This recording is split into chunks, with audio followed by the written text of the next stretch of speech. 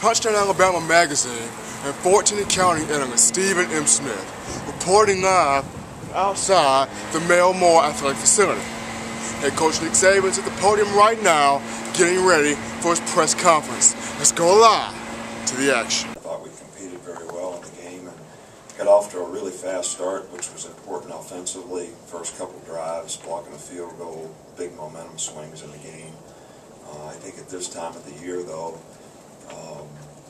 when we didn't do things as well as we would like, it came back to a lot of the fundamentals that, are pretty basic to being able to execute at your position. So I don't think things like that can go unnoticed at this time of the year. And guys have to develop good practice habits in terms of what they do and make sure they're still focusing on the process of what they need to do to play well. We had some guys that had really good performances offensively. Chance Warmack, SEC, Player of the Week. Michael Williams and T.J. Yeldon had very good games defensively. Denzel Duvall and C.J. Mosley, and special teams, John Fulton, Christian Jones, Cyrus Jones, and Cody Mandel all did a really good job, in the game. From an injury standpoint, we got a couple guys, like always. It'll be a little slow today, probably. AJ and Amari Cooper, but we look for them to progress pretty rapidly through the week and be okay, probably even tomorrow.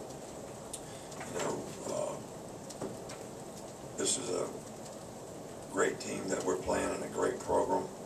I think the most important thing for us to do is focus on preparing to play our best football. It's always what's important when you play good teams. Is to do a good job in preparation, have a good understanding of what you want to do. When you're playing on the road, it takes a special focus to be able to execute and do the things and stay tuned to what you have to do to be successful. These guys have obviously been pretty successful at home. They've got the longest winning streak in the country. Les Miles, to me, has done as good a job as anybody in our league ever has in terms of what he's been able to accomplish and the consistency that they've accomplished as a team there through the years here in his 8 years at LSU. This year's team, they still got great running backs, and they're still able to run the ball very, very effectively. And winning on the line of scrimmage in this game, both sides of the ball, is probably, one of the most important factors in the game. They're a ball hawking, big turnover type of defense that creates a lot of negative plays for you. They still have really good explosive players on offense to make big plays down the field. So if you're trying to load up to stop the run, you can create problems for yourself. So, this is a really, really good team. They've got good specialists, good punter, good kickers, good return guys. They're ranked nationally in a lot of different categories because they're very well coached and they've got really good players. They do a good job of executing their scheme on both sides of the ball. So, they're ranked where they're ranked because they're a really, really good team. It's a very challenging game for us, and I think the most important thing for us, though, is to focus on doing the things that we need to do to take care of our business, what we control. That's always the most important thing in games like this. Coach, Kenny Bell's made several of the most explosive pass plays that y'all have had this year, including one against Mississippi State. You talk about his ability to stretch the field with his speed. Well, Kenny has great speed, and we certainly, like to use him in that capacity. He's got a history of being able to do things like that. And I think for us to be able to do things to create explosive plays with the players that we have is critical to being successful and creating a kind of balance on offense, and having a threat to be able to do that, is helpful to the other parts of your offensive team. So, Kenny did make a great play in the last game. AJ made a great throw, but beat a really good player on that particular play, and hopefully we'll be able to continue to do some things like that with all the explosive players that we have. But Kenny's been a guy that can get on top and has finished some of those plays for us, and we'll need to continue to do that to be successful. Go back to life. from last year to this year, how much has your confidence grown in your kicker, Jeremy and Kate? You know, Jeremy had the big national championship game against LSU. He's been very reliable this year so far. Well, you know, I think both those guys have improved, and you know, they've gotten better each year. Cade's a lot more confident. I think, you know, has confidence in the technical aspect of what he needs to do to be successful, and has had more consistency in his approach to being able to do that. You know, Jeremy has always been pretty accurate, and continues to be that way. Has good maturity about him and good leadership, and you know, Cody had a really good game in the last game. He's more consistent than he has been, but that's still what we're always, you know, working with to try to get that consistency, you know, out of our punting. When you hear game manager, negative connotation for a quarterback, was that okay? I mean, as long as you win. Well, you know, it's to me, you can't be a good quarterback unless you're a good game manager, right? Because you got the ball in your hand every time, and you're making some kind of choice and decision of what to do with it. Whether you hand it off, what play you hand it off on, where you throw it in the passing game, and you got to process a lot of information quickly and make quick decisions. So I don't think it's fair to AJ that because I've said he's a really good game manager for us that it's like that means that he doesn't do anything. He does everything, and that's I don't think you can be a good quarterback unless you're a really good game manager. So that's the ultimate compliment to me. You have to have ability to make plays, but we've certainly been able to, you know, make a few with our quarterback this year, and I think it's going to be important that we continue to be able to do that as well. Coach, given that last year, this is the third time in a chronological year that you've played this team. Do you feel more familiar with them? Does it affect your preparation at all to have seen them out for a third preparation?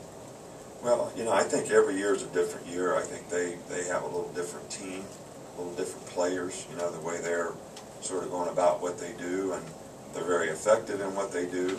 But, you know, I think anytime you play somebody in your division or in your conference and you play them every year, you know, you sort of develop a history of, and I'm sure they develop a history of the things that we like to do as well. And you feel like you can do a little bit better job in preparation because you have that knowledge and experience, you know, going in to what you have to do. But saying all that to say this, just about every time these guys have played us, they do something a little bit different. So you also got to be prepared to be able to adjust in the game as well. Your touchdown rate in the red zone, 74% this year. That's 15% better than last year. What do you consider a good rate, and to what do you attribute the improvement this year? Well, you know, you obviously want to score a touchdown every time you get the ball in the red zone. But I think red zone efficiency is very, very important to being successful. Scoring touchdowns in the red area, very, very important. You know, it's our goal defensively to be, you know, 60% effective in the red zone. You know, so, and it's our goal offensively to be 90% effective, you know, in the red zone. So we have made improvement, but you know, it's pretty obvious that when you score touchdowns, it's worth twice as much as a field goal. So, you know, that's always the goal every time you get there. So we have made some improvement, and we want to continue to be able to improve in that regard as well. Also, fans tend to grumble when coaches run the ball up the middle, but you've had success doing that this season. How much of the rest of the offense is predicated on that success? Well, you know, you kind of sound like my wife now. You know, she grumbles a lot when I go home because she says we run the ball up the middle. But, you know, I think that direct runs, you know, which some people may say run the ball up the middle is a bad thing. But, you know, we package a lot of our plays, and when we get the look that we want, you know, we try to, our offensive line, you know, likes to be physical and aggressive, so our backs do a good job of running the ball inside. We made some explosive runs, you know, running the ball inside. but we also run the ball fairly effectively on the perimeter, and I think it's a combination of those things that are important, to do. And we're trying to do the best that we can do with the players that we have to feature their talents in terms of what we need to do to be successful. And when we execute, we do a pretty good job of it. Sometimes when we don't look so good doing it. So I think it comes down to execution, whether it's inside run, outside run, play action pass, drop back pass, and I think all those things are really, really important. AJ seems to have done a really good job of just taking care of the ball, living and playing another day. Is that something that, can you talk about the job he's done with that? It seemed like it kind of started late last season, maybe, in the championship game. Well, we have an old saying that I'm sure our fans don't like this either, that if every offensive series ends with a kick, whether it's a punt, a field goal, or an extra point, that's pretty good. Could be worse. All right, so, it could be worse. When you give the ball away and give it to the other guys, that's never a good thing. It has a really significant impact on the outcome of games. AJ has done a good job of taking care of the ball. I think that's going to be really, really important, as we continue to progress through the season, especially against teams like Mississippi State, who are a big takeaway team, and we didn't turn the ball over. This is a big takeaway team that we're playing this week. I think it's going to be important that we don't turn the ball over.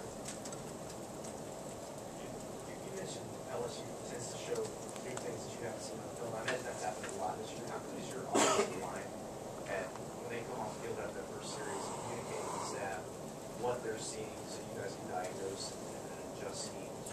I think that, it's a combination of both. I think we have experienced players who really understand, what the other team's trying to do. But I also think we do a good job with our coaching staff of identifying exactly what the team's doing and how we have to adjust, to be able to do that, what we need to be able to do. So I think it's a combination of both things, and then it's also important that once you identify it, the players have the knowledge and experience that they can adapt to it and execute it, accordingly when you make those adjustments. And I think that's something our guys have done a pretty good job of so far this year. Coach, I wanted to ask you about Eddie Lacy in particular. It seems like he's part of what's now a tradition of talented backs biding their time in a backup role until they move forward. Could you talk about that, his role in the offense, and plucking him out of Louisiana to come here? Well, Eddie's been a really good player for us, and we've always had two backs. It's sort of a philosophical thing that we like to have two backs. I think durability is such a critical factor, in running backs, that if you play one guy all the time, it enhances his chances of maybe not being able to continue to play at the same level.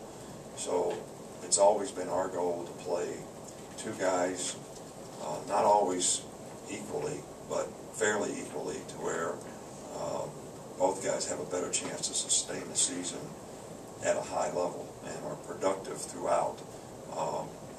Eddie's done a really good job for us. TJ's done a really good job for us. The combination of the two probably is most effective for us. Eddie was a good player in high school that we thought was a really good player, and we were very, very pleased and happy to be able to get him, even though he is from Louisiana. Nick, I was curious about how you handle this team emotionally, getting it ready for a game like this. Did you learn anything from last year's regular season game, and how you try to make a peak Saturday as opposed to being ready to play on Thursday or Friday? Well, if there was anything that I would say about last year's game is, I think there's such a thing as almost being too sort of ramped up for a game,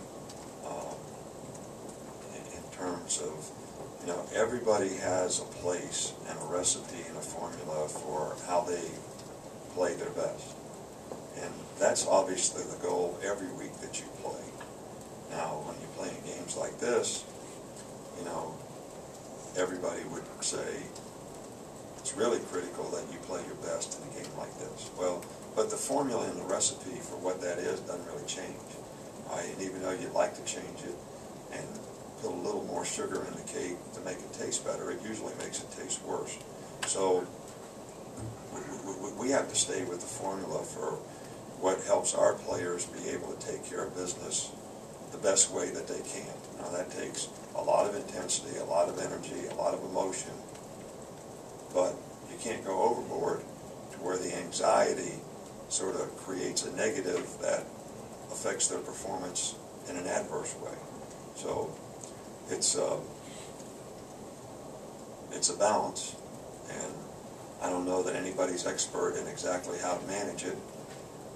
I think every player's got to be aware of it and have the maturity to stay focused on the things that are going to help them play the best. Yeah, I mean it does. You know, we're ready for this game, just like they're ready for us. How much did you guys learn from last year's game during the season? I think offensively, you know, we learned that we need to execute more in the red area. Putting up touchdowns instead of field goals is a lot better for the game. And defensively wise, you know, we can keep them off the board completely. You know, we can win that game. So, man, I think it all comes down to better execution. Hey, Robert, what's the mindset on defense, especially against the run? How much do you guys ratchet it up, and how personally do you take it and all those things about keeping teams from running against you, and this team in particular, which runs so much? Well, you know, any team that's going to come in and try to run the ball, you know, you want to be able to take that away from them. You want to be able to make a team one-dimensional and make it to where they can only do one thing. So, I mean, if we can take the run away from them, they have to put the ball in the air. And that'll give us more chance to create turnovers and to execute the game, take over the game. Knowing the way these games have gone is knowing that it's, you know, offenses generally have tough days. Is there a little more pressure on you guys, especially maybe on third down, trying to get the opposing offense off the field, knowing that points will be at a premium more than likely? I mean, I would say so. You know, we're going to prepare for this game like we would any other game. We're going to, you know, try to accomplish our goals as a defense. You know, try to create turnovers and just do what we've been known to do. You know, play great outnumbered defense and try to keep them off the board as much as possible. Will you prepare differently this year as far as emotional than you did last year? Because it seems like you guys were kind of tight and jacked up last year. And correct me if I'm wrong if you weren't. And what you learned from that from BCS and then carrying it to this game. Well, I think a lot of guys didn't understand how good LSU actually was last year. And I think there's a lot of things that we could have did different last year. There was a lot of plays that could have been made last year. And I think this year, you know, guys are more focused on executing those mistakes that they had last year and just eliminate any mental errors that occurred last year. And, you know, if they do, you know, it'll be a better outcome. How have you guys been able to limit LSU to just 9 points over the last 5 games? I would say, you know, just doing our job, just playing our defense, just, you know, believing in the game plan and executing the defense. They're a great offense, you know, they got playmakers all over the field, and just to know who we like to go to, what they like to do, all plays into being able to. It's his responsibility. How do you manage a huge game like this one Saturday? Well, one thing, you know, like Coach said, we got to stay focused, you know, on what we got to do, you know, plays we got to execute, and, you know, we got to have the right mentality at practice so we can go out and focus on what we got to do. Because we know that they're going to be a hike or whatever, and, you know, it's going to be nighttime, Death Valley, whatever they call it thing. And, you know, it's going to be a lot of fun, but at the same time, you just got to focus on what we got to do. Is there something you do to keep from getting too hyped up? I just try to stay on ground. You know, like I said, it's gonna be a lot of fun. It's gonna be very exciting. You know, and you know they're the SEC championships right now. They hold the title, so you know we just gotta focus on going in there and you know executing. How much does that motivate you that last year this game cost you guys from going to Atlanta? Well, it's been, we know that we have them on our schedule, and every day we think about what we did wrong, what we could have done better in that game in the regular season, and we know we could have executed a little better than what we did, but like I said, we just gotta focus on what we gotta do, and focus on that they're the SEC championships, not us, and that's a big title, national championship, it's okay to have, but SEC is a lot better. Really? In my opinion. You're going to have to explain that one. Well, I mean, SEC is a great conference, and well, I guess we did play them for the national championship, but I think I'd rather have the SEC than a national championship. I mean, just have bragging rights, I guess. What about playing in Tiger Stadium? What's the most intimidating thing, I guess, about playing there? Last time I played at Tiger Stadium was I think my redshirt freshman year, and it was daytime, so I really couldn't get the feeling of all the hype that they do at nighttime or whatever. And I'll